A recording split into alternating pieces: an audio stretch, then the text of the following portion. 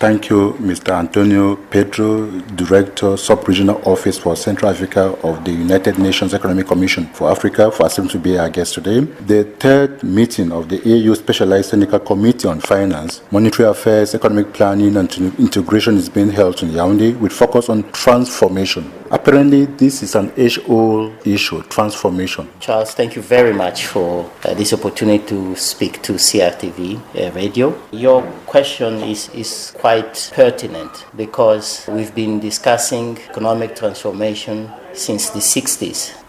Kwame Nkrumah already was talking about having an Africa with the markets that are unified, where it would have value addition and so on and so forth. If you look at the Lagos Plan of Action, you would also see similar pronouncements about economic diversification. So it's not a new subject, but notwithstanding all of the nice statements of the visions and the strategies that have been articulated, if you look at the sector composition of Africa's export, you will see that it's still dominated by the export of natural capital, unprocessed raw materials, commodities, which exposes all of our countries to the vagaries of commodity price fluctuation. So something is not happening. Working right. Exactly. What is the problem? Well, I think, as far as I'm concerned, is a combination of several factors. Our relative role in the global economy was predetermined by the legacy of colonialism. In essence, we are still locked in the same enclave economies where we were exporters of raw materials that were to be processed in the metropolis. The political economy in general was not favorable. And this is particularly important in the context of the Lagos Plan of Action, which was, in the 80s, because at that time, the continent was facing a serious challenges arising of drop of commodity prices, indebtedness of our countries, which have necessitated the introduction of structural adjustment programs as a means to restoring that stability. We had privatization. So in short, the development paradigm at that time was not favorable. Were they just exogenous factors? What about our own responsibility? The emphasis on this meeting is public policy. Is this policy that is lacking? I thought we have enough public policy. We have blueprints here and there. Yes. In Cameroon, we have the growth and employment strategy blueprint. So policy shouldn't be the issue. The design of the policies matter, because sometimes we do not include the totality of factors that contribute to translating those policies into change on the ground. Your level of understanding of your institutional frameworks and fabric, the ecosystems in which you are trying to promote change, can determine whether your policies will be effective or otherwise. The incentives that exist for the economic actors to play a much more dynamic role into the economy may be determined by the quality of your fiscal policy, your tax policy, and so on and so forth. So I would like to say that, of course,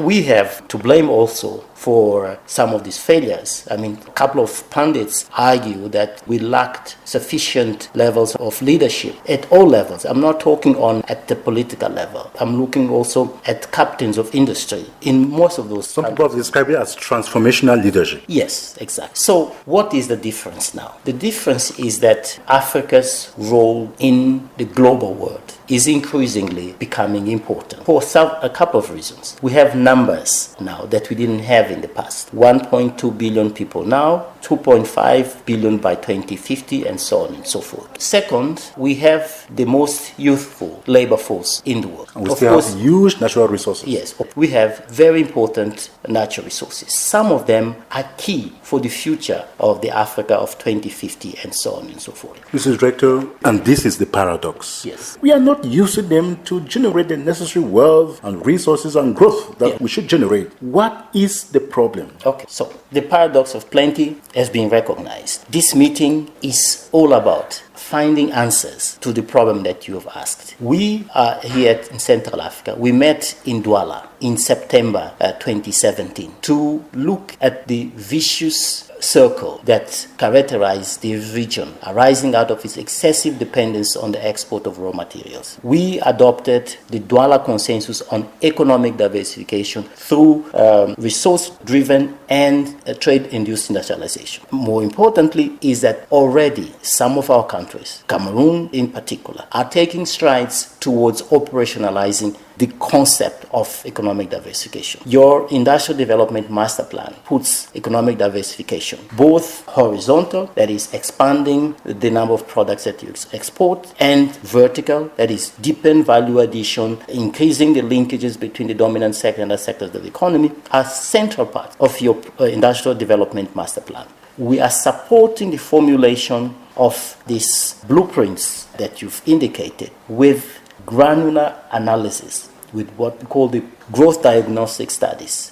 We are also facilitating better multi-stakeholder consultations, because that is important. It's through those kinds of dialogues, good and high-quality dialogues, that then you are able to understand what are your binding constraints. Improving the quality of the discussions with the private sector is an important agenda in itself. Now we also need to look at, in many cases, some of these policies in the past were conceived as a responsibility, for example, of the Ministry of Industry. We are saying that industrialization is not the business of the Ministry of Industry alone. It requires the contribution. Cross-cutting. Exactly. The relationship between universities, research centers, and the private sector and the industry need to be consolidated. A combination of all of those factors, I think, gives us hope that this time around we will get it right. Yes, there is this hope that you have talked about. Yes. But you know, the people on the continent, they have been hoping for several years since independence. Yeah. And if we were asked to give proposals to fast-track the process, what would be your suggestions? Yeah. I think the concept of regional value chains have to be at the core of our strategies. Most of our countries are still designing strategies from a nationalistic perspective. And on that basis alone, we don't have the numbers that I was mentioning. They have to go together. They have to move Exactly. together. For example, I would like to see Ghana, Cote d'Ivoire, Cameroon, and Nigeria, which are the 4 largest producers of cocoa in Africa, and some of them in the world, to come together and how to collaborate with a view to allowing all of them to play a much important role in the cocoa business. So you think integration is a big issue? Exactly. Integration is a very big issue. South-to-South collaboration in some of those critical areas of work, bringing these countries to work together with a view to improving their share in this very, very important market in the future is some of the things that have to happen. Making the most of the African continental free trade area, because it provides those fundamentals. Then we need to go back to the basics, which is to address all of the bottlenecks that are really compounding our efforts. I'm talking about red tape, I'm talking about inefficiencies and so on and so forth. Corruption, poor governance, and so on and so forth. So all of those issues need to be part of the conversation. They will not change overnight. It requires a very clear pathway, a vision with milestones, with contracts, a leadership that is serving our nations. I'm talking about a compact with citizens where there is a performance contract in which the governors feel responsible towards the government. The governed. That's right. Exactly. And this is particularly important in the current, what they call the network state, where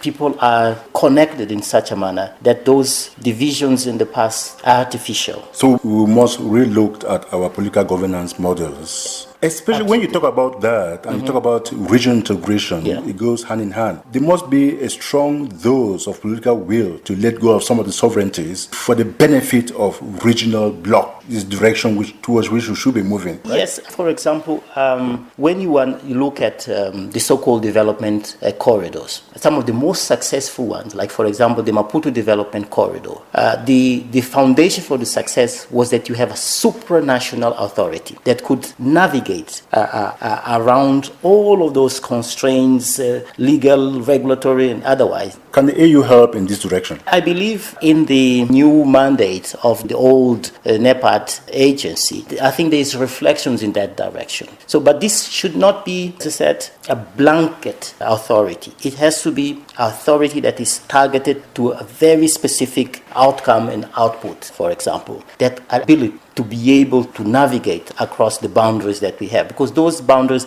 are balkanizing us, as you know, are reducing and are creating all sorts of inefficiencies that render our continent very, very difficult place to do business in. So it's, as you can see, we didn't have that level of understanding in the past. We didn't have all the institutions that could provide this alternative thinking to some of the solutions that we imposed. In some cases, the overall global environment was not favorable to Africa. I am saying that some of those dynamics are changing. You remain naturally optimistic. I am always optimistic, and I believe that we will make it. I'm very, very, very confident about that. Okay, thank you, Mr. Antonio Pedro, Director of Subregional Office for Central Africa for the United Nations Economic Commission for Africa. Thank you so much for accepting to be our guest in the program today. It's a pleasure. Thank you.